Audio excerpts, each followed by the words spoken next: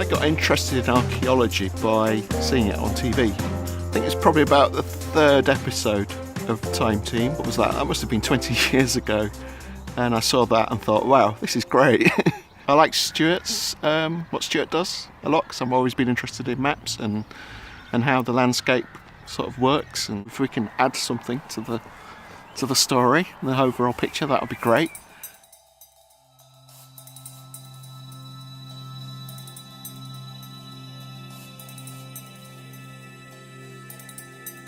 Is this the first time you've ever dug a test pit, Gary? It is, yes. I'm very confused though about why we're here, and looking at the castle, when I first saw that I thought that looks quite recent, but with all the windows and things. Bits of it are recent. The tea shop's recent up there, you know. They're on the site of an old Norman castle, one that's been rebuilt and built over the years.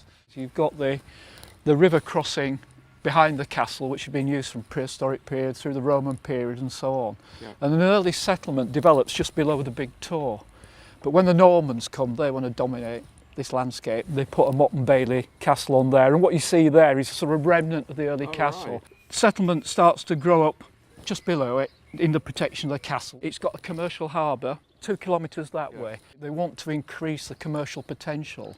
So what they had to do, they had to find somewhere to lay out all these things called burgage plots. They're like units of land, and they're regular plots either side of a high street like that. It means you can have a market, people can come in, trade, pay rents to the lord on the hill. Because the slopes are so complicated and difficult, there isn't room to expand around the far end. They have to basically chop away half the hillside to create a level area in which you can get all these plots and a marketplace. Well, that's a massive load of work to do that, isn't it? Slope originally came down something like that sort of angle down there. And what they've actually done by hand is cut away sort of 11 metres depth, which is slightly bigger than your test pit, all the way up this slope and push the material sort of out there. So cut away all that to create a level area.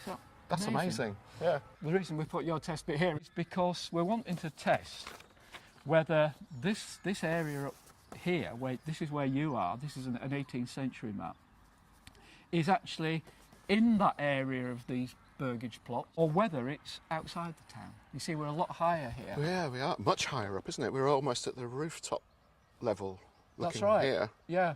Digging a test pit when you're not actually finding lots of material is actually just as interesting as the ones where you find loads and loads and loads, because if we dig test pits in the back gardens of these properties, we know we'll find stuff from the 18th, 17th, 16th, 15th, because they've been occupied for 1,000 years. So you're hoping we don't find that? I'm hoping you don't find a great deal here, actually. You'll find some things to do with buildings that were here around this 18th century period and so on, but my hope is you actually don't find any early material here, because that will help, again, piece the story together.